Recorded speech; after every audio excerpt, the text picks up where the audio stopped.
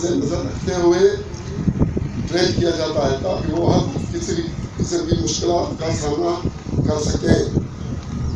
धन्यवाद। जिसकी क़यादत ड्रिल इंस्ट्रक्टर ASI मंजूर अहमद दानिशपर कर रहे हैं सलामी के चबूतरे के सामने से गुजरते हुए। चौथा दस्ता सच्चल, जिसकी क़यादत drill instructor head constable Nadeem Akhtar कर रहे हैं सलामी के चबूतरे के सामने से गुजरते हुए।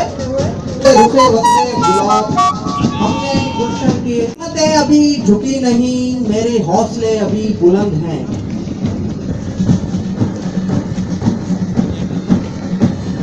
वो बाहर सो जाओ अजीजों के फसीलों पे एक सम, हम लोग अभी जिंदा बेकार पड़े हैं।